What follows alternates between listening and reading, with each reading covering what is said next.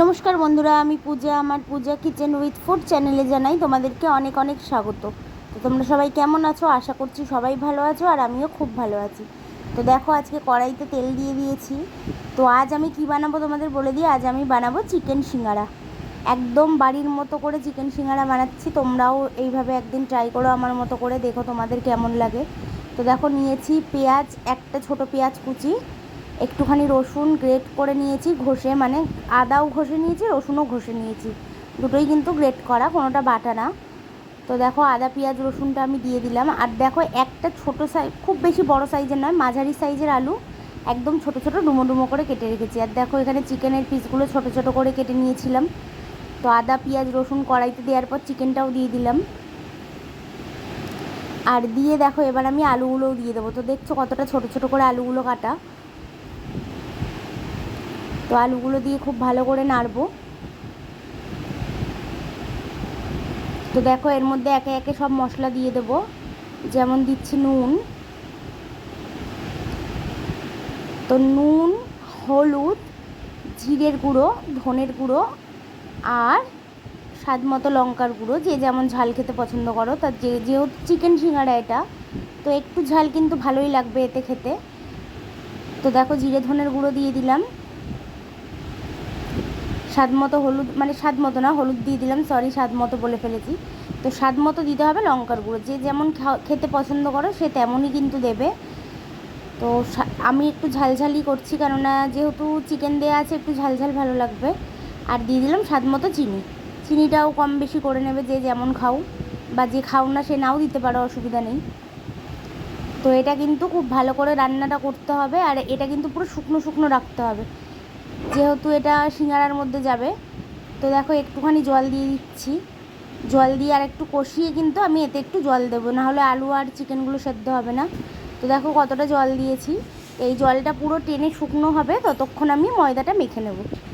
তো দেখো, ময়দাটা নিয়ে নিচ্ছি। তো ময়দাটা নিয়ে এর মধ্যে কিন্তু সিঙ্গারার মেন হচ্ছে কিন্তু ময়েম। যত সুন্দর ময়েম হবে সিঙ্গারা কিন্তু ততটাই খাস্তা হবে। আর অবশ্যই করে এই ময়েমে যখন দেবে তোমরা, নুন চিনি কিছুই দেবে না। তো সিঙ্গারার ময়দাটায় কিন্তু নুন চিনি কিছুই দেবে না। তবে দেখবে, যারা প্রথমবার বানাবে তারা, তো আমি জানি না নুন দিয়ে বানানো যায় কি না, কিন্তু নুন দিলে একটু হলেও একটু নরম কেমন টাইপের হয়ে যায়। কিন্তু নুন ছাড়া যদি আমি যেমনভাবে বানাচ্ছি তেমনভাবে বানাও, সিঙ্গারা খুব সুন্দর হবে। তো দেখো, নুন আর তেলটা একটু বেশি পরিমাণ দিয়ে ভালো করে এরমভাবে ময়েম দেবে। আর তেলটা কিন্তু বারবার বলছি, একটু বেশি পরিমাণ তেলটা লাগবে। তো দেখো, ময়েমটা খুব ভালো করে দিতে হবে।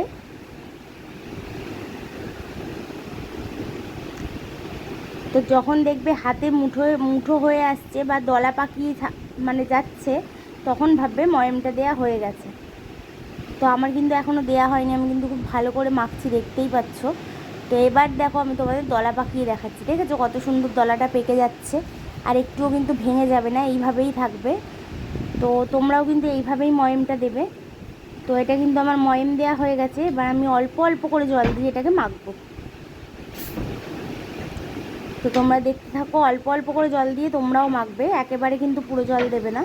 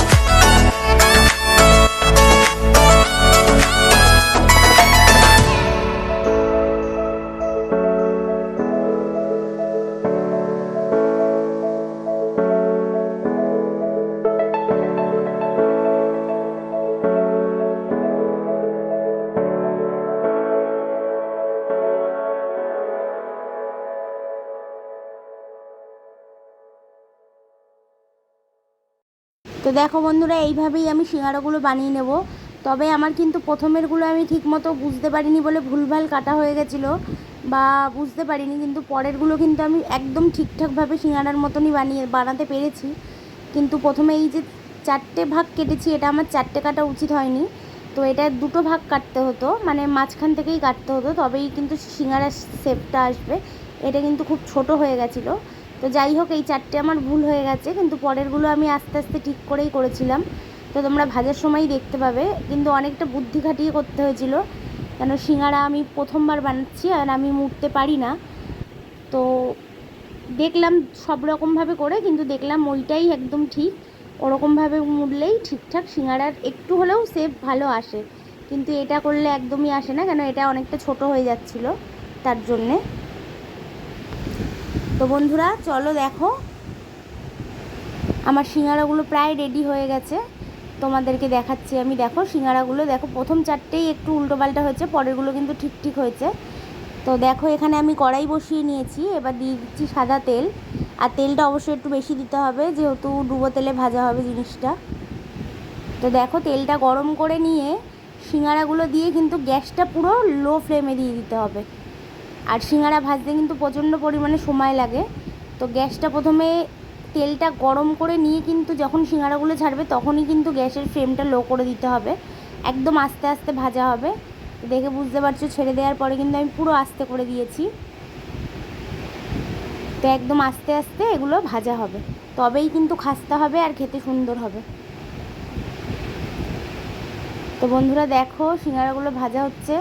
তো আমি যেইভাবে বানিয়েছি তোমরা আশা করি সেইভাবে বানালে তোমাদের সিঙ্গারা অবশ্যই ভালো হবে, আর অবশ্যই তোমরাও বাড়িতে বানাতে পারবে। খুবই সহজ বানানো, এমন কিছু কঠিন কাজ নয়।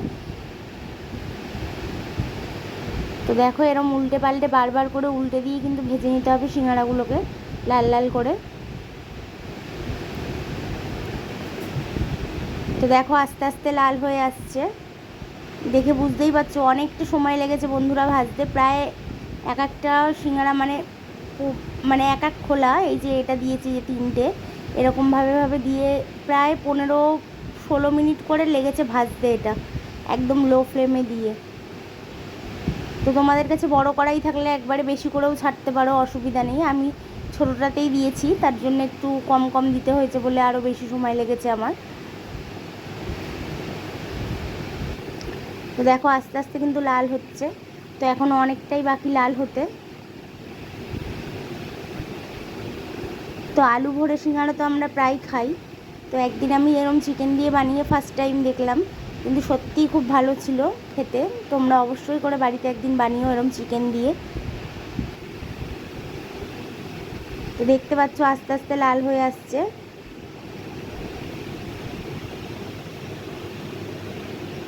তো এবার কিন্তু আমি এগুলো তুলে নেওয়ার মতন হয়ে গেছে, আর একটুখানি হলেই তুলে নেব।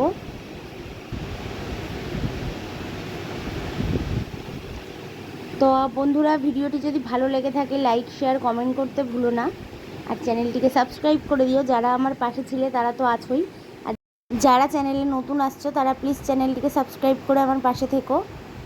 তো দেখো একইভাবে আমি সবকটা সিঙ্গারা ভেজে নিই, তারপর তোমাদেরকে আবার দেখাচ্ছি।